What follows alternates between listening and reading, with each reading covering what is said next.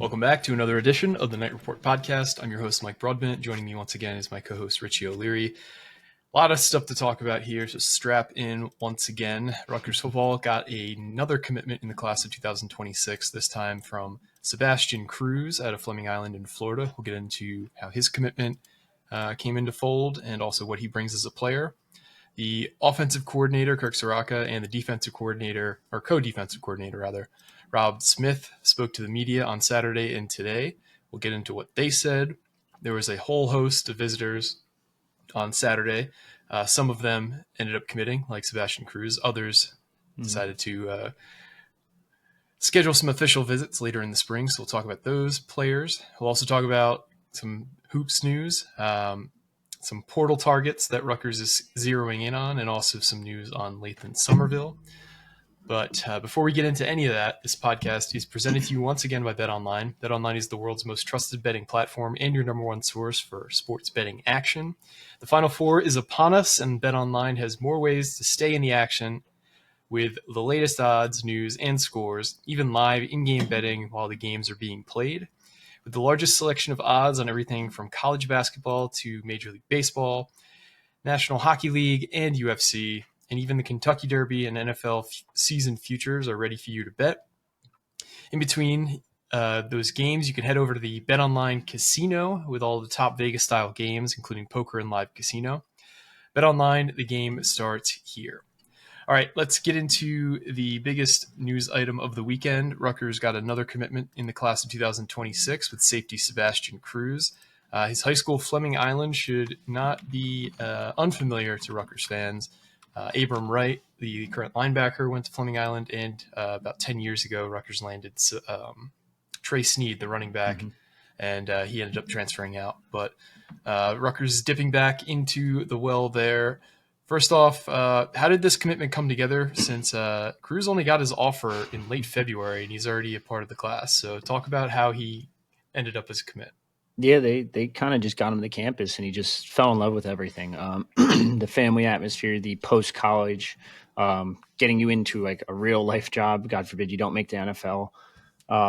We know Shiano and crew all kind of preach that nonstop, but it's really just a good get by Vic Hall. Vic Hall was the point man here, a little bit of Scott Vallone as well, but just a really solid get. Got him to campus, and that just seals the deal sometimes. It's just simple as that. It doesn't help when Saturday was pretty nice out too, so it's not Florida weather per se, but it was still pretty nice up here. So I mean, it was the nicest day of the year by far. It was gorgeous on Saturday. But like everything, like from the facilities he talked about, from meeting Greg Schiano, speaking with him, his family being there with him always helps, because you can't just sell the kid, you got to sell the parents too. So it just simple as that. There really wasn't much more to it. So he's a guy, I know the staff, obviously if they're taking a commitment from a kid, they're really high on him, but they are very excited about this commitment. Talk about what Sebastian brings as a player on the football field. Yeah, he's really fast, 10.8 100-meter dash, also runs the 200-meter for his high school team. You see it in his film. He's really quick when he's playing DB. He also plays a little bit of running back for his team. Over 100-plus tackles, 10 tackles for loss, 5 interceptions, 2 of which he took to the house. There's even a couple of plays on his tape where the defensive line gets beat, they create a big hole, or the end of the offensive line ends up creating a big hole against the defense. And this guy is just their running back is breaking free. He's good to go and almost taking it to the house. And this kid has caught up to those guys multiple times. Like, it's the speed more than anything, the tackling ability. His hips, I feel like they could be a little bit quicker when he's turning, playing DB, but at the same time, he still has that read and react, and he's able to get there with that speed. And it's just a closing speed. His form tackle, hit or miss, depending on, but you do see him even like when he's catching a running back from behind, like he's still able to he's smart enough to try to punch that ball out the whole time. This is just like a prototypical like Greg Schiano type safety, and it's that new age safety that he's trying to get to. This kid's a legitimate 6 foot, like 180-ish, 190-ish. So there's a chance he could technically grow into linebacker after talking to some people, but in reality, if you know Rutgers and know how they operate, they love having that third safety who's kind of a linebacker, but not really. It's like a Flip Dixon type. Yeah, Flip Dixon, Christian Isian, they've had a lot of success with that kind of like box third safety. And given that they run a 4-2-5 or sorry, 4-2-5 is their base defense. Yeah. You kind of need to have one guy who can do a little bit of everything. And given his, legit speed, that you talk about his track times, if he can bulk up and stick at that speed, he's going to be a dangerous weapon on this defense. It's funny because It's funny because the two you mentioned, and then you throw this kid in, it's like 1, 2, 3 size wise. Like Flip Dixon was a lot bigger. Christian Isian's just a lot smaller, and this kid kind of slots right in between that mold. And it's just interesting how no matter who it is, as long as you get a solid tackler and guy with speed, a guy that can wrap, it just fits the mold basically. And it's just crazy how they can kind of just slot this guy in there, that guy in there, all in the same position, but they're all different sizes. So Cruz is the 7th commitment of the class. He's currently unranked on Rivals. Safe bet he'll probably, if I had to guess, come in at some kind of 3-star status. I think high 3-star. He did get a 3-star? No, I think he'll be a high 3-star when it's all said and done. Like, I know that I sent them their tape this weekend, and he's just like, well, how did this kid get on their radar? And I was like, I watched it too. I didn't understand it. It didn't make sense to me. But beat out SMU, beat out, who's the other one? Iowa State. Those were the 2 other main suitors. So it's a good get. He is the 2nd defensive back in the class with Chris Hewitt. How many more DBs do you expect them to take? I know they're both probably safeties, so they're probably still open on corners. Yeah, they're going to want at least 2 corners. There's a chance maybe a 3rd corner or safety, or maybe a hybrid type guy. You could probably pursue an athlete too. We know Stephen Murray, for example, was an athlete when he committed to Rutgers, signed as a wide receiver, but now he's working out spring ball as a corner. So if you could take just one of those speedster type guys and just say, hey, get him to campus, figure it out later. So maybe not specific corner or specific safety, but they definitely want 2 more corners. They definitely want, or I shouldn't say definitely. After that, it's kind of a debate whether you want like a guy that could go between those positions or just a specific corner or specific safety, because you got to remember, they took a lot last year. It was like, 27, 28 kids in total? Yeah, something like that. I got to double check on that. That's a good question.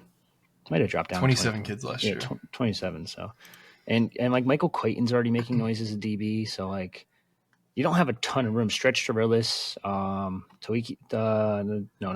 Tariq Hayer, Stephen Murray, I just mentioned. Like, there's a lot of dudes that are already on the roster, so you can't really. This class is going to be smaller. Like, it's probably going to be around the 20 range, 18 to 20 range. But every time they tell me that this year, it's around this time, and then we get to signing day, and it's like it's a 25. They really can't help themselves. They always find more guys that they love, and it's a numbers game ultimately. You're always going to have some attrition naturally, especially now with the 105 number being a hard cap.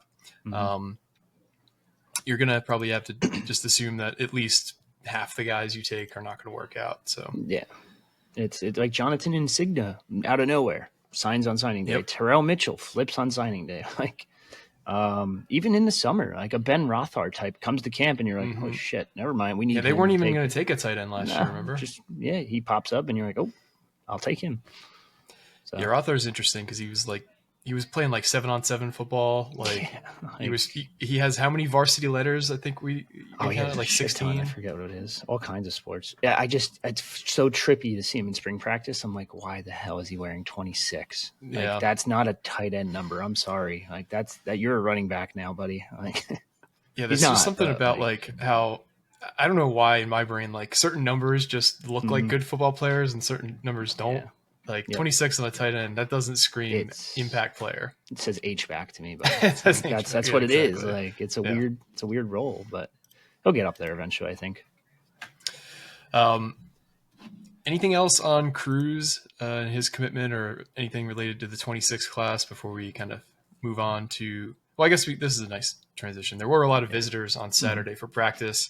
A lot of members of the 26 class and future classes. Yeah. Talk about some big names that were on campus, and some of them ended up scheduling official visits because of how good of a time they had. Yeah, Elias Koch came to campus. Kind of fooled a couple people today, including ourselves at one moment when he's posting on Instagram, like, I'm committed to Penn State. When he's reposting others Penn State commits on Twitter.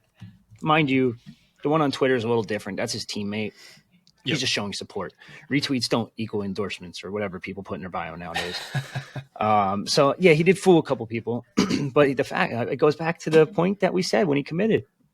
he was all Penn State up until the very end. Rutgers was able to quote unquote flip him, I guess. But you see, he had the Penn State graphic already. Not a coincidence. Like that doesn't just get made out of nowhere unless you're telling someone you're going there. So it doesn't matter now because he's solidly committed to Rutgers. Messiah Hampton from New York was supposed to be on campus. I haven't confirmed if he was definitely on campus or not, but when I was talking to a source this weekend, they said he was expected to be. Still trying to catch up with him and just try to kind of see where his recruitment's at because he started to schedule official visits.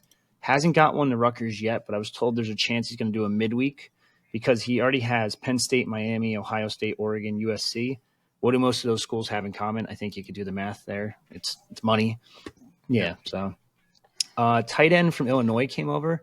Will Valla from the same program that sent over Rashad Rochelle. Is that a good thing, bad thing?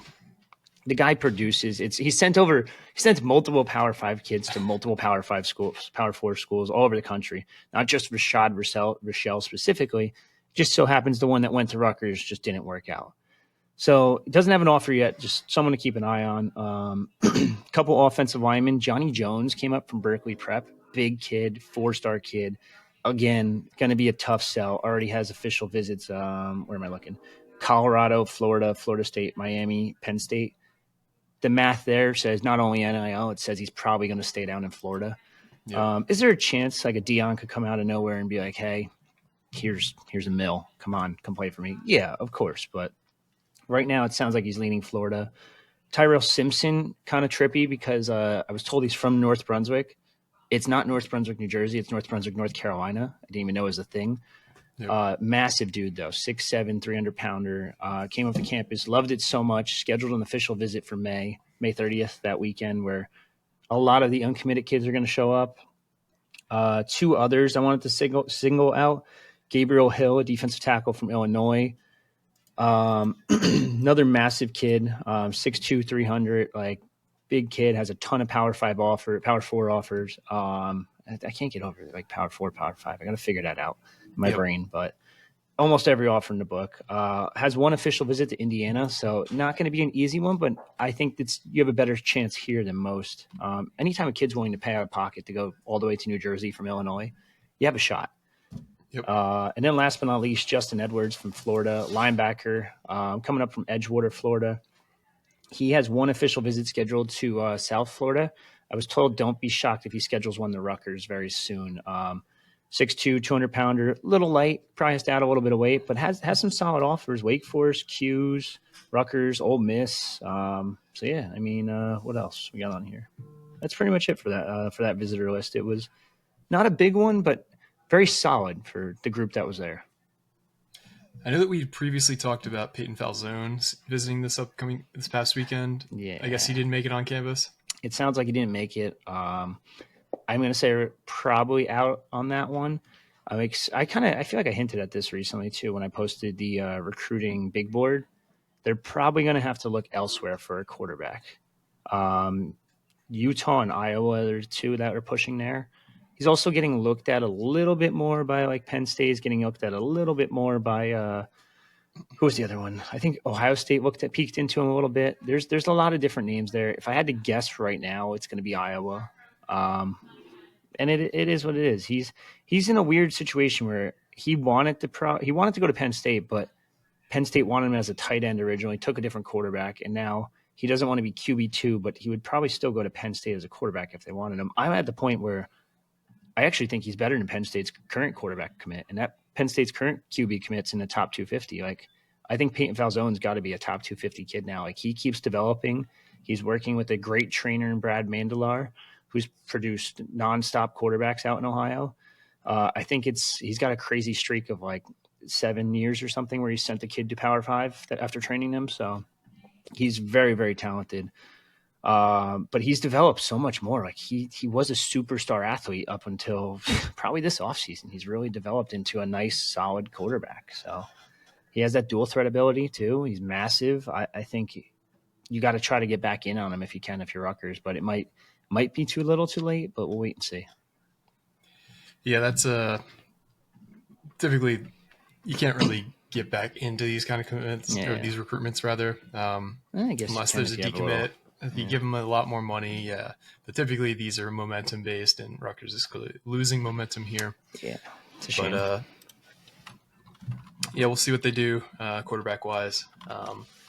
Could punt it, go to the portal, but it's just tough to convince a kid to be a backup at the end of the day. Yeah, I don't think that's going to happen. Thankfully, they feel pretty good about their QB situation and that are waiting in the wings. Yeah. But that's kind of all we got on recruiting. Let's talk about what the coordinator said to the media. Let's start with Kirk Ciarrocca. He spoke on Saturday after practice. I wish they would let these guys speak to the media more, because Kirk Ciarrocca, like, I love the way that he can articulate very complicated concepts and speak to them simply. And I just love that he's so consistent with his approach. Like, in the limited times that he has been available to speak, like, you could tell that he is very process based, and he is just like the same guy over and over. And like, I love just, it sounds like a novel, simple concept, but like the fact that he designs his offenses year to year based on the strengths of his personnel and the weaknesses of his personnel. Like, he spoke to a specific story about last year in spring. They brought Dymere Miller in, and they noticed that he was exceptional at these outbreaking routes. So what did they do? They schemed up more plays that had him in outbreaking routes. It sounds stupid, but there are a lot of coaches who are very stubborn about, these are the plays we call, and these are this is the structure we call them in. And they're not flexible enough to see, like, oh, he's actually really good at this, why don't we do this more? Or he can't really do this, why don't we not put him in those positions? What were some of the things that stood out to you about what Kirk Ciarrocca said on Saturday? I mean, he flat out said Tyler Needham's the guy at left tackle, which we kind of unofficially knew but didn't know, quote unquote. So him saying that's pretty significant, especially because Tyler Needham is a guy that's coming off an injury. Like, he missed some serious time last season. They had to play blocking tight end because he couldn't bend basically last year. So for him to bounce back that quickly is pretty impressive. He didn't really reveal his hand too much. He did say it's more incremental improvement year by year. And I thought Brian actually asked a good question of him being like, what do you see this offense being? Because like we never saw an offense like at Rutgers ever, like we did in the Kansas State game. And it's like, holy shit, what was this? Where did this come from? And I think he's just really confident. You could tell, like, this is a guy that in the past couple years, like, you saw him at press conferences in the spring. And I don't want to say he wasn't upbeat, but this year he just seems like giddy a little bit over the offense. And rightfully so. You have a quarterback that is insanely consistent in Nathan, and a guy that knows your system probably better than anyone else could know your system. He's worked with you at 2 places now. On top of that, like, yes, you lost Kyle Monangai. That's going to hurt. Yes, you lost your left tackle, Holland Pierce. That's going to hurt. But you also added some serious pieces, and your wide receiver core's back. Your tight end room got stronger. Almost across the board, you're at the same spot, if not better, in most spots. So it's like, even like the running back room, like CJ Campbell is going to be a dog. Like, I don't think people understand how good this kid's going to be. And I forget who asked the question, but someone tried to ask about him too, and he didn't reveal his hand. He kind of just said the whole running back room's progressing and they're looking good. But I'll tell you, first and foremost, like, CJ Campbell is going to be fucking good. DT Sheffield, I think personally a better version of Dymere. I think he's going to be so good. Like, there's been so much hype on the offseason, not even from Rutgers specifically, but like other beat writers around Rivals have been like, damn, dude, they got him. And I'm like, yeah, like tell me more about him. Like, just all hype. But I thought he said some good stuff. I thought Ethan said some good stuff. Like, you really can't say anything else. He also the cool thing was talking about John McNulty and how his experience is going to help. It's weird. I guess it's a weird dynamic he mentioned, because it's like you were McNulty's wide receivers coach. Now McNulty's not even your wide receivers coach; he's your assistant wide receivers coach. Yeah, yep. So it is quite the turnaround of events. But I mean, I think he steps in that John Perry role with ease. Like, it's not going to be an issue whatsoever.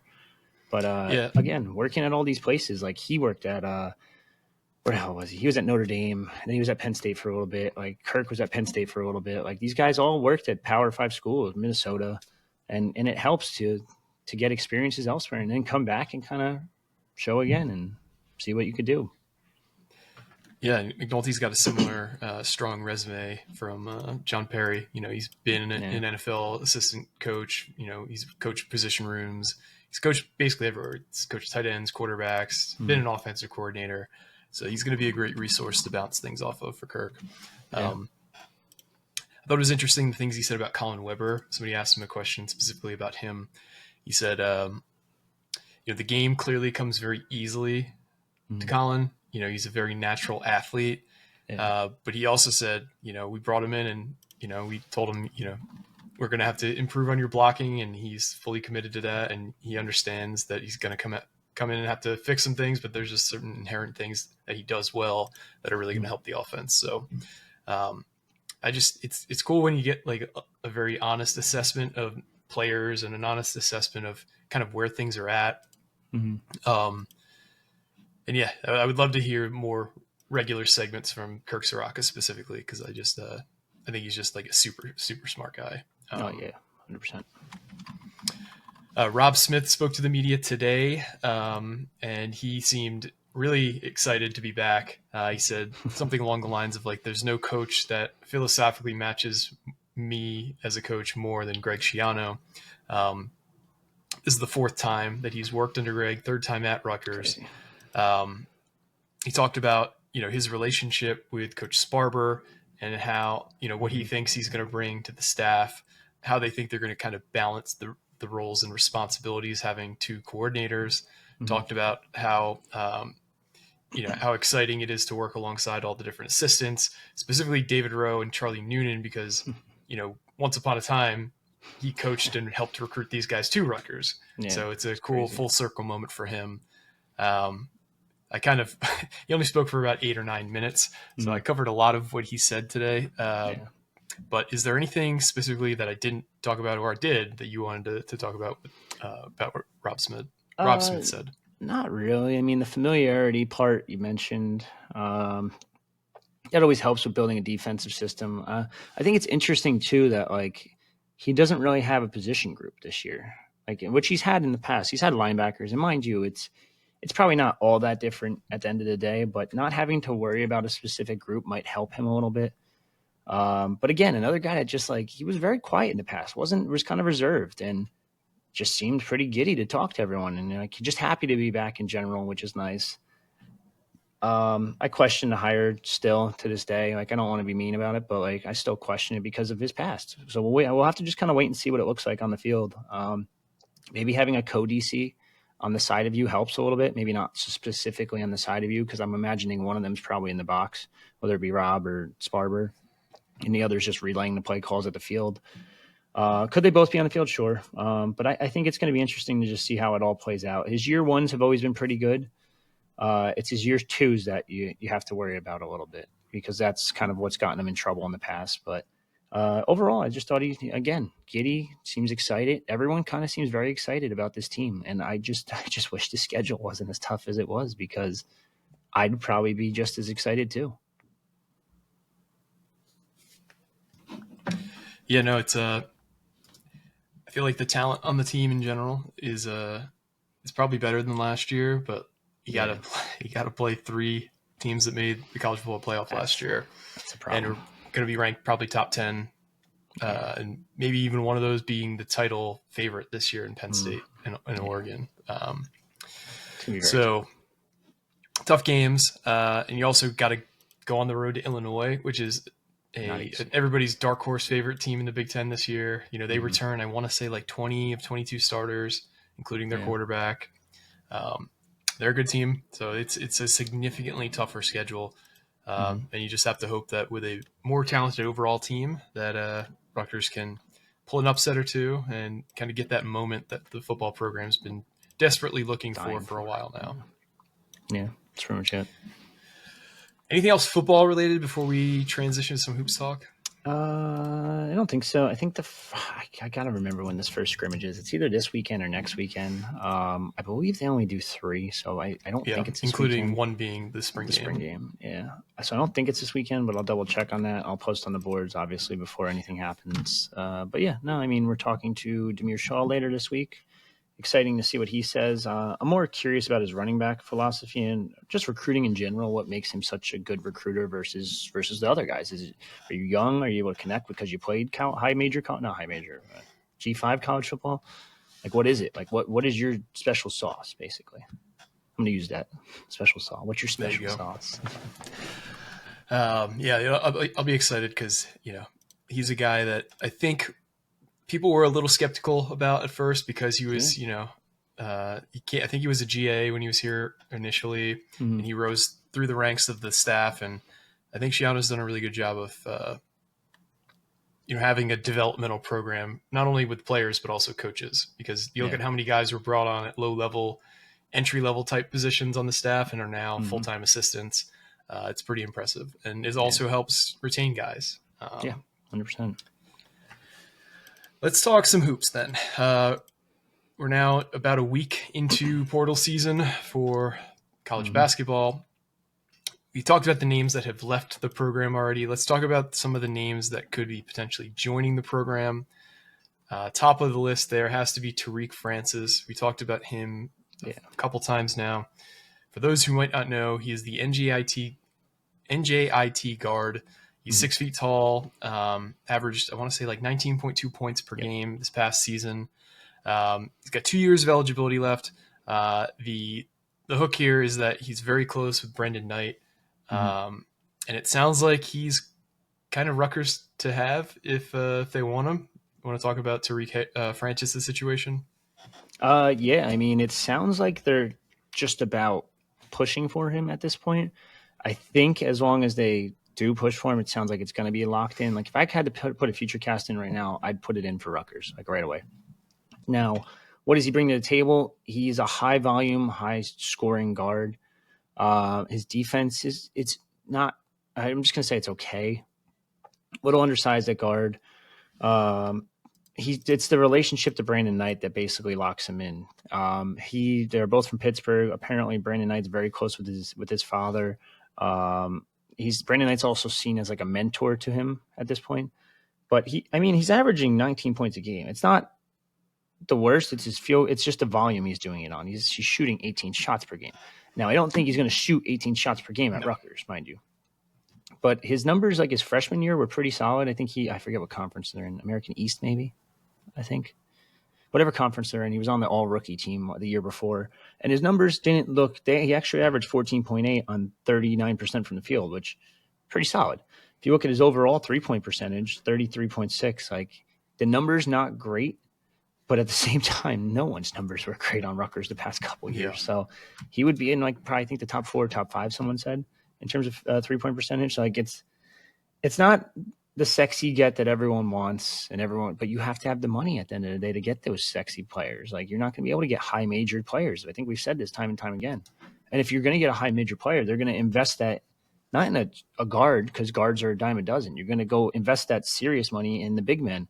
Now the problem is the big men portal's a mess. It's basically like offensive line recruiting. Like even the middle of the pack mid-major guys are getting paid significant money. So Tariq Francis is the most realistic option of the group right now. Could that change? I'm sure it could, but as of right now, I would probably assume he's going to be a Scarlet Knight at this point. Yeah, my biggest concern with Tariq Francis is that his shot selection doesn't seem to be great. Just looking at a shot chart here, so he took 496 shots this past season. 213 of those from beyond the arc. Love it. Love to see it. It's fine. Yeah, he hit about 32% of those, so not great, but not terrible. 84% free throw shooter. That's good. 193 of his 496 shots were from the mid-range. Yeah. That's 43% of his shots were mid-range shots. Not great. Only 90 of his shots came at the rim, and he only hit 48.9% of them. Mm-hmm. Yeah. His usage rate at NJIT this year, and obviously, big fish, small pond, almost 34%. He had a pretty high assist rate. He had a 28% assist rate, so that's a good thing to see. But overall, I don't know. like you said, he's not like the sexiest addition. He averaged 1 steal a game. He's not like a defensive standout. By no means. Ideally, you hope he's like a 6-man off the bench, but Yeah. given that we got to fill a whole roster this year with new players, I think he's probably penciled in as a starter right now. As of now, I mean, you're not going to start Lino Mark, and if you do, and I think Lino's decent, but like right now, you have one guard. You have Jermichael Davis. That's it. Yeah. It is it's very bare, the roster right now. You have 5 spots open. 7 spots if you want to get technical, because it's supposed to go up to 15. But you only have, if we're counting true freshmen, you have 3 guards, and Caden Powers, who probably shouldn't be playing a lot, if at all, this year. Lino Mark, who should be a guy off the bench down the line, and then Jermichael Davis, who's penciled in as a starter right now because you have no other choice. So it's not. This roster's bare right now. It's not great. There's no way around it. Like, I don't see a guy on this team that can average 10 points a game. Out of necessity, because they're going to shoot 18 times, maybe. Yeah, I don't either, and it's concerning. But if you want to have hope this year, you just gotta let things play out a bit and let that roster fill up. If we kind of zoom out beyond just Tariq Francis, obviously the biggest need right now that they have is getting a big man, a defensive stopper. Do you see any realistic names that Rutgers is going after? I've heard some guys associated with the team, but I don't know if they're like actual guys Rutgers is in on. Who amongst the big man targets would you say Rutgers has a good shot at? So there's 2 names technically right now, in Juslin Bodo, who's a former SoCal guy. We've talked about him multiple times in the past. Like, Rutgers was after him actually in the 2023 class, I think it was. Yeah, 2023 class. Rutgers was heavily in on him, and then it kind of died off. He ended up signing with High Point. Rutgers ended up opting for Emmanuel Agboy. Kind of weird how this whole search situation works, because 2 years down the line, you're like, hey, I want that kid now. Like, yep. So they are pushing for him. They're trying to get him on campus before the whole thing's a dead period that starts, April 4th, April 5th, something like that. I think it's this weekend. I think it's Friday or Saturday. So they're trying to get him on campus. The other target that Rutgers has been reported interest in is Harlan Obioa out of North Carolina, Wilmington. However, he's at Wichita State today. We'll go to Texas and Cincy after the dead period. You have to assume one of those 3 is going to get him, for the sole fact that Texas has basketball. Texas has money in general. Cincinnati has basketball money. They have decent. I shouldn't say decent, but it's better than Rutgers. And then Wichita State's got straight up basketball money. I can't stress enough how much these basketball only schools are able to put up more money revenue sharing than Rutgers is, because Rutgers gets screwed kind of because of football to an extent. On top of that, Rutgers doesn't have NIL, whereas Wichita State has NIL plus revenue sharing. Same thing goes for every A10, for every Big East school. Like, these schools with basketball only, it's such an advantage. It's insane. So, yeah, no, it is, especially those in like the A10 or the Big East.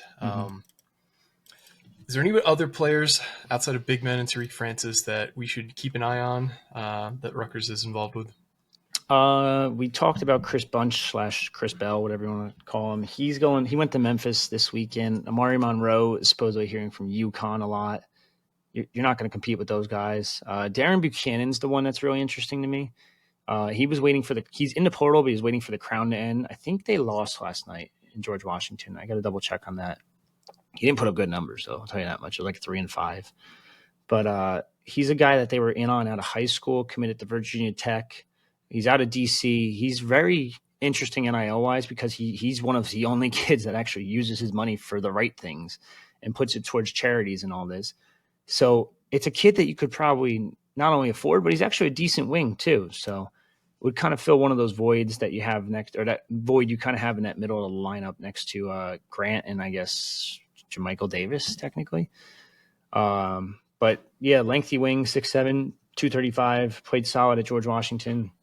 Numbers took a little bit of a dip this season. I think he went from 15 points per game to 10 points per game, but can score obviously at 15 points per game. Not a great 3-point shooter by any means, more of a defending not 3 and D, just a D wing. but a good rebounder too. I think you put him next to Grant as your 2 forward spots, find a rebounding center, you're back to pickleball. So not that you want to be there, but you're there. Yeah, no, I don't think any of us want to be in, rock fight mode, but that's kind of what we're signed up for here with Steve Pikiell's brand of basketball. Yeah, they're not like they're in on. I shouldn't say they're in. They're reaching out to Abdi Bashir Jr. You're not going to get him. He already has a Zoom call with Kansas, Kentucky, and I think it was Duke was the third one. Like, you're not. Didn't his brother commit to Auburn too? Yeah, it's weird though. Auburn's not reaching out supposedly, which that's weird. Very weird situation. I mean, dude, he's got Kentucky and Kansas. I'd tell Auburn to fuck off too. I'm just going to go for the money. Like, see ya. But it's interesting. They have that D2 guard, Cam McDowell, out of Northwest Oklahoma State. They're still reaching out to. He's a former McEachern guy. Connection there is somewhat Brandon Knight-ish because Brandon Knight's close to Omar Cooper, who runs Lifestyle. This guy's signed by Lifestyle Agency. Lifestyle Agency represents Marlon Williamson, Jamichael Davis, and I don't think they represent Brandon Knight because I don't think they're allowed to because it's some weird family relationship because Brandon Knight's Omar Cooper's sister's godfather or something. I forget the exact logistics behind it. It's something along those lines, but either way, there's a close relationship there. If a kid's signed with Lifestyle, you have a shot at the very least, or you have an in, so you should say. So, but they like Smoke's on the plane like every other day trying to find someone. So it just seems like it's just been tough going so far. I just wish I know Steve Pikiell will never do this in his entire life. I just wish they tampered and just said, screw it. Like, you got to cheat. It's the only way to do it. Everyone else is doing it. They're getting away with it. Fuck it. Just start cheating. Go to Temple and just find their best player and be like, hey, you're mine now. Yeah, is it really a rule if it's not enforced? That's fair. I don't think so, to be honest with you. There's some other names in the portal, but I don't see them landing like an Aaron Bradshaw. Like, he's going to get paid again just because of his high school rank. Malik Ewan, like, Rutgers could have paid him from the get, and he probably would have left because he's leaving Florida State now. But again, still, we would have had him for the year. Yeah, he would have made an impact, that's for sure. Yeah. The guy that Rutgers decided to keep instead, Lathan Sommerville, has left the program, and he's found his new home, apparently. Yeah. He signed with Washington, University of Washington. So the second Rutgers basketball player in the last 3 years to head off to the Huskies. Honestly, I don't mind him leaving because of how much money he's going to cost and how he wasn't clearly a fit for Steve Pikiell's style of play. But I mean, for a program like Washington, who has such good NIL funding, like, how much longer are they going to put up with just being a total disaster on the court? Like, I don't get it. And it's not like it's getting easier. The Big Ten's getting better. Yeah. Like, I don't know. That's such a weird dynamic there. Like, I don't get that at all. But I mean, whatever. Go get your bag, I guess. And honestly, it wouldn't shock me if that kid's in the portal again next year. He puts up good numbers, puts up double-digit points and say like 6-7 rebounds a game. He'll be in the portal next year, 100%. He's a bag chaser, and I to an extent, I respect it. If you're open to doing that, and they know you're open to doing that, keep doing it. Fuck it. Yeah, no, I can't blame kids for going and getting the best bag they can get, but I think at the same time, like, I don't know, you can't expect things to be perfect when your decisions are made purely based on money. And that's not to say that this the only thing that came into this decision specifically, but more often than not, you're taking the highest bid. I mean, you went from a bad Rutgers team to a shittier Washington team. Yep. You can't convince me that one's not about money. Yep. Anything else we didn't hit on before we head out of here? Jeremiah Williams has some interests, which was, I guess, interesting for lack of a better term there. But Rutgers or Penn State's one that's interested in him. I think it was I forget who the other ones were. But it would be such a kick in the nuts to just face all your old players again on different rosters. But in reality, that's college basketball now, so who knows? Yep, it is. I want to thank you all for listening once again. Probably have another episode later in the week to cover what Coach Shaw says in his press availability. And I think we have Shiano on Saturday. Shiano on Saturday. Yeah, Never really know. I mean, kids are on campus visiting for all these practices, and we always seem to get some commits around this time of year before the official visit season. But that's all we got. Thanks once again for listening. For me and Richie, this has been another edition of the Night Report podcast. Signing off.